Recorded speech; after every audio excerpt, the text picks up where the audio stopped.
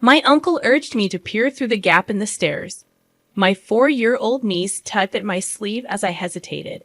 In front of me lay my husband, unconscious and still on a hospital bed. A week ago, he had been stabbed during a confrontation with a burglar who was still on the run.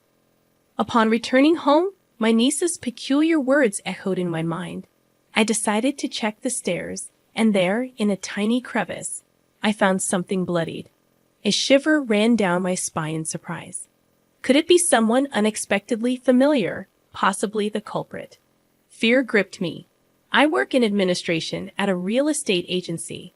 Last year, I tied the knot with Michael, one of our salesmen, after an office romance. Both of us are 25 years old, and our shared motto was, "We want kids soon." The reason behind this was my sister, and her child Emma, who is incredibly adorable. Whenever I see my 4-year-old niece giggling or pouting, I imagine ourselves as parents. Little Emma possesses a mysterious ability. Aunt Sophia, your ring is on the bookshelf. Whenever I misplaced something, my niece would pinpoint its location, not just once but repeatedly. Even my sister said, when in trouble, ask Emma. Somehow, good things happen. Children are said to see ghosts, but I wonder if there's something more to it. Perhaps our future child will also have special abilities. We dreamt of a family with children. However, our newlywed life didn't go smoothly. Shortly after getting married, we started receiving disturbing letters at home addressed to Michael. The words written on them were chilling. Break up and disappear. Despite Michael dismissing it as a malicious prank and filing a police report, the identity of the letter sender remained unknown. Our days were filled with anxiety. One day, James, Michael's colleague, visited the General Affairs Department where I worked. It was unusual for someone from the sales department to visit me. When I approached James, he handed me a piece of paper with the same threatening words, "Disappear" and "Esser" scribbled on it. I gasped, and James looked serious. As a rising star in the sales department, Michael had made enemies, and it was troubling. James crumpled the paper in his hand and said, "I've known Michael since we joined the company. If anything happens, feel free to consult with me." He smiled kindly, offering support in the face of the mysterious threats we were facing. I never anticipated finding Michael in such a dire situation, but having an ally is reassuring. My sister also visited our home, concerned about us despite the unsettling letters. With support from those around us, we stood strong, determined not to let the harassment defeat us. I resolved to stand by Michael. Little did we know what was about to happen. My sister called me in a panic, urging me to come back immediately. It was a Saturday, and Michael, who was supposed to be home after working overtime, was unconscious. I received her call while attending a friend's wedding. Rushing to the hospital, I found Michael lying pale-faced on the bed. I pleaded with him to wake up, gripping his hand, but he remained motionless. The room echoed with the rhythmic beeping of machines, and tears streamed down my face. I wondered why this was happening. My sister, who had been waiting in the room, comforted me. According to the police, our neighbor had discovered Michael collapsed at home with a stab wound. The neighbor had come to deliver a community newsletter and, as usual, opened our front door without hesitation. Fortunately, this act led to the early discovery of my husband. Given the recent spate of burglaries in the neighborhood, the police suspected it might be the work of the burglar. I believed it was the same person who sent those threatening letters. I fervently explained this to my sister, but she interrupted, insisting that she would handle the explanation to the police. She advised me to take a break. I lamented, thinking that if only I hadn't gone to that wedding, maybe Michael would be safe. I prayed for his recovery, but even after a week, he remained unconscious. The perpetrator was still at large. In the hospital room, I spoke to my husband, connected to numerous tubes. There was no response. No matter how hard I tried to hold back tears, they flowed uncontrollably. It was challenging to stay positive, even when people encouraged me to. Turning around, I found James, who had been checking on Michael every day. offering flowers and treats to comfort me. I apologized for showing him such an embarrassing sight. I hastily wiped away my tears, but James leaned in and reassured me, "Don't worry about it." Just then, an innocent voice came from behind. "Aunt Sophia, who's this?" I looked back, and my niece Emma stood there, tilting her head curiously. It was her first time visiting. "Oh, come on," my sister said curtly to Emma and then greeted James. "I apologize for intruding on your family. Well, I'll leave you all to it." With a brief nod to my sister, James placed the flowers down and left the room. Sorry for the sudden visit. Emma insisted on coming to see Michael. My sister looked apologetic, but Emma paid no attention. She stood by the bed, staring intently at Michael's face. "Uncle is saying, look into the gap in the stairs. A barge is there," my niece suddenly blurted out, a mysterious statement from behind. "A barge? You mean those large ships that transport goods at the harbor? And it's under the stairs." However, my sister insisted that Emma might have something important to say. She was dead serious. As we continued visiting, hours at the hospital passed, and my sister drove me home. Before parting ways, she said, "Call me if anything happens." But seriously, was there really a gap under the stairs? I retraced my memories, unlocked the front door, and headed toward the staircase. During the incident, Michael had been found collapsed on the stairs, covered in blood. The police had collected evidence and cleaned up. Everything was already in pristine condition. There's a gap at the edge of the bottom step. I noticed a faint trace of red blood. I shone my flashlight inside and saw something reflecting, glinting in the light. I quickly grabbed some tweezers and pulled it out. It turned out to be something unexpected. Isn't this a company badge? In our company, everyone wears a badge with a company logo as an employee ID. The familiar badge was dried and stained with a significant amount of blood. It must have been squeezed into the gap because of the blood. Come to think of it, the police mentioned an unnatural scratch on Michael's fingertip. Could he have pushed something into the gap? The hidden company badge might be a message from Michael, indicating who the culprit is. I immediately called my sister. "See, something was found after all. Let's go together to report it to the police," I suggested as my sister bustled around on the other end of the phone. I heard my niece's voice. "If there's no barge, you need later. It's troublesome for one person who's being a nuisance." What another riddle is this? Another clue related to the case? I leaned forward, asking, but all I heard from the phone was Emma's giggles. Emma had accurately guessed something about the space under the stairs, and I suspected this riddle held a clue to the perpetrator. I stared at the blood-stained company badge in my palm. Michael must have left a crucial clue in his desperate struggle, enduring immense pain until he lost consciousness.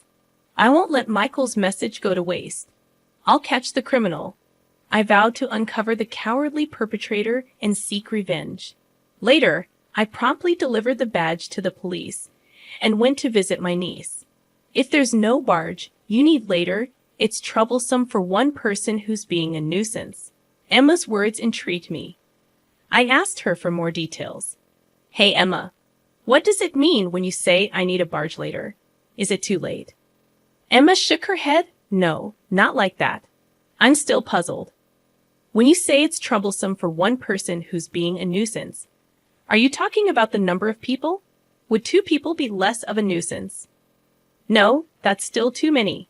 It's about being bothersome." My niece wore a smug expression, but the mystery only deepened. I had no idea what she was talking about, and I let out a groan.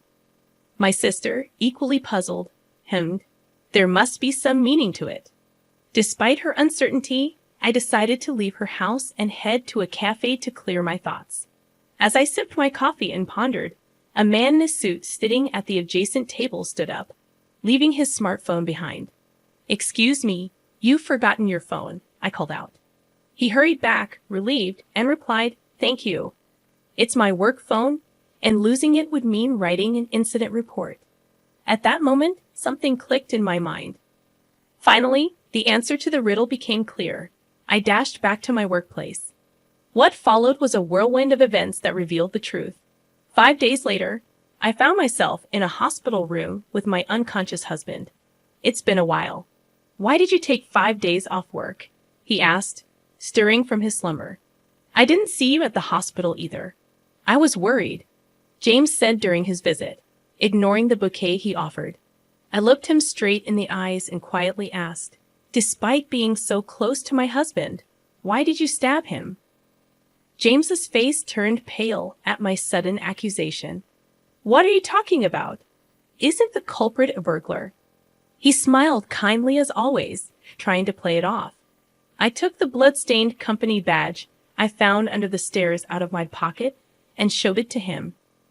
Is that our company's badge? The leer my niece mentioned wasn't a ship at the harbor. It referred to the company badge. We've been receiving harassing letters at home, and my husband hid the company badge to reveal the culprit. The culprit isn't a burglar.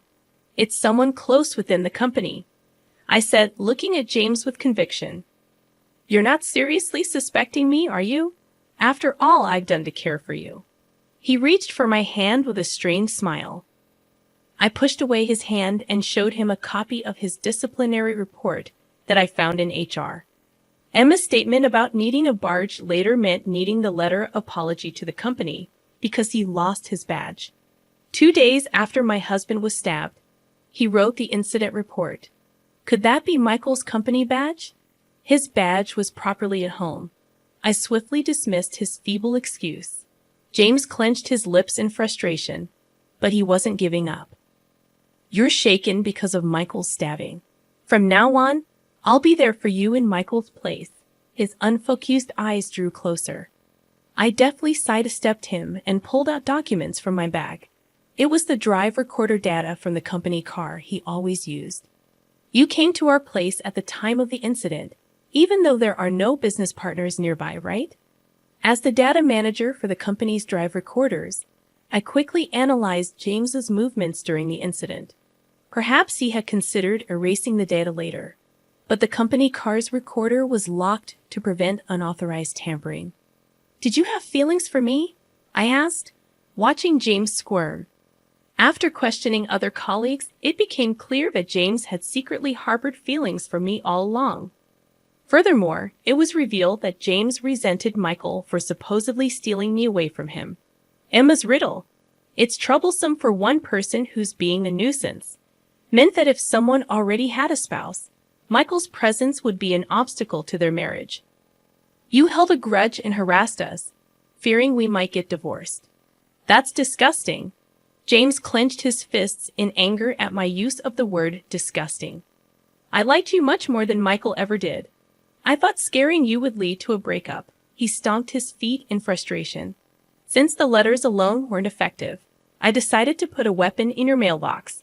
I thought it would wake you up in fear. Unfortunately for him, Michael unexpectedly returned home earlier than planned and caught James in the act of pulling out the knife.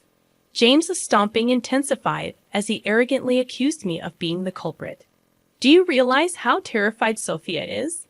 He warned me never to come near his wife again. So, in your anger, you've used the knife you were holding to stab my husband. Yeah, that's right. It was all for you. Now I just need to finish him off. James defiantly rushed toward the bed, attempting to strangle Michael. Desperate to protect my husband, I grappled with James. Then, unexpectedly, Michael's weak voice cut through the chaos. Enough already. James froze momentarily at the unexpected interruption, seizing the opportunity.